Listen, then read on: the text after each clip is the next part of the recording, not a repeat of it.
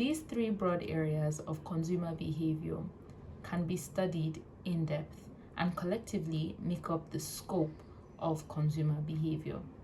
Remember when we defined consumer behavior as decision making, or as a process by which a person makes a decision.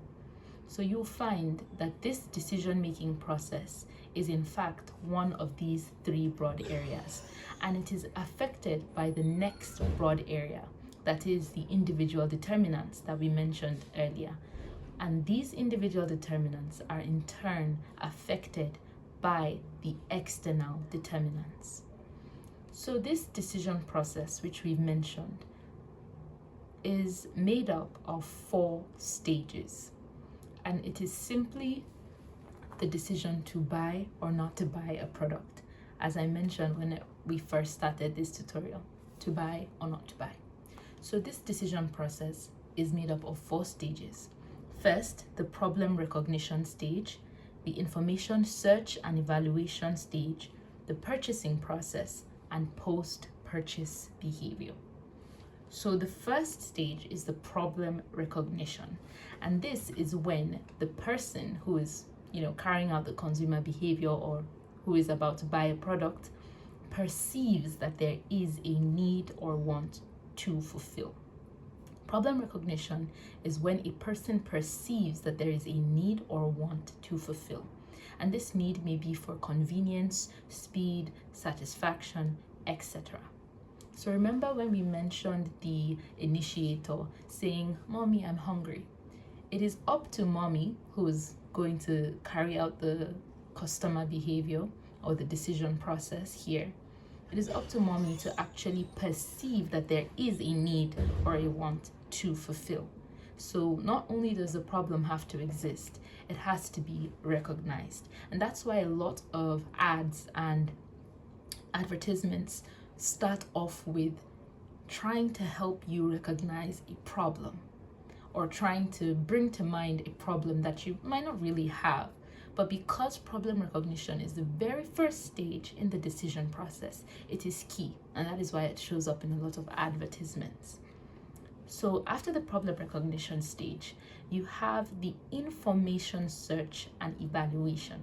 So this is a conscious or unconscious, brief or long process of seeking knowledge and appraising the available alternatives for satisfying a need or want. So this is you pretty much perusing the store locations and the brand options available to you to help you meet your need.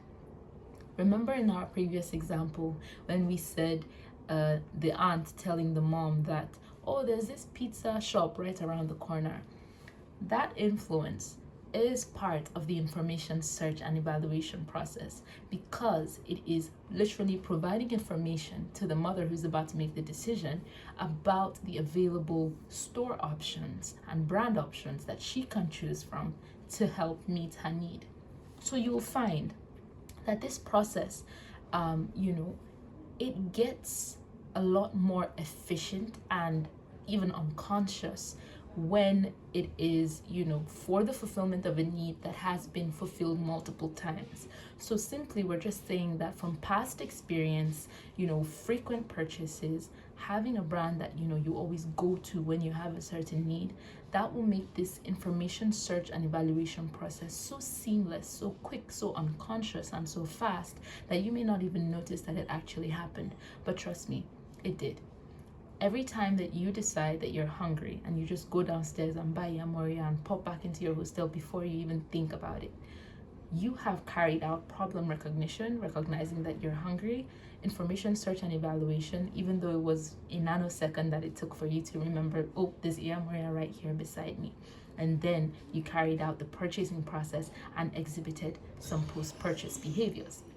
So still on the matter of information search and evaluation, it's important to know that this process that the decision process may be terminated or aborted at this stage, especially if there are clear constraints to a person's capacity to actually purchase the product. So we're pretty much saying that as psychologists, and from an as psychologists, we do not view the information searches as part of the decision-making process because of those clear constraints in the ability to buy.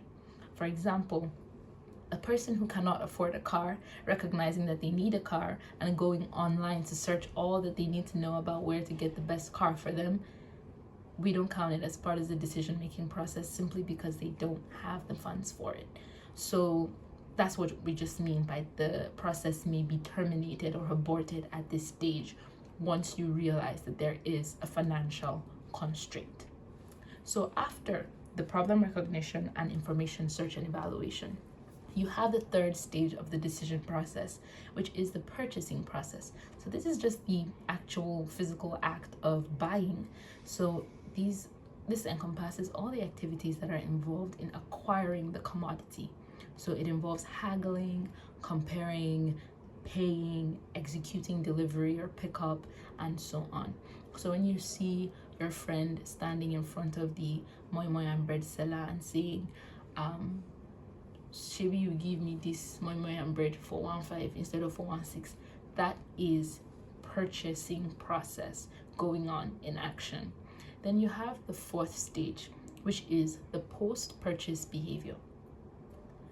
Post-purchase behaviors refer to the satisfaction or dissatisfaction that you feel after a purchase, depending on if your initial need has been met.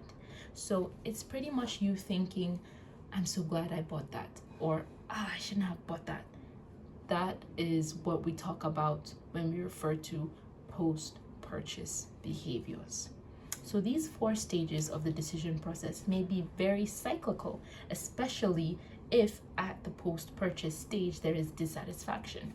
Because if you have bought food, if you've recognized that you're hungry, found a good eating place, bought food, eaten it, and your post-purchase behavior is dissatisfaction, you're gonna pretty much start all over again to problem recognition, information searching, and hopefully this time buying something that will actually meet and fulfill your need. And then hopefully your post-purchase behavior would be satisfaction. So that's what we mean by saying that sometimes these 4 stages can appear in a cycle.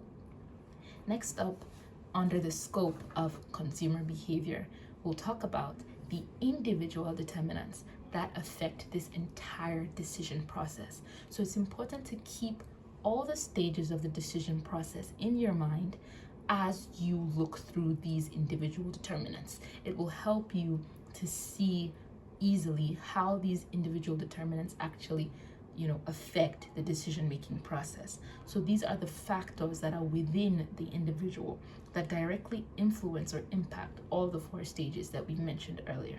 And these individual determinants are perception, personality and self-concept, learning and memory, attitudes, motivation, and involvement. So these 5 individual determinants directly affect all the 4 stages of decision processing, of the decision-making process that we mentioned earlier.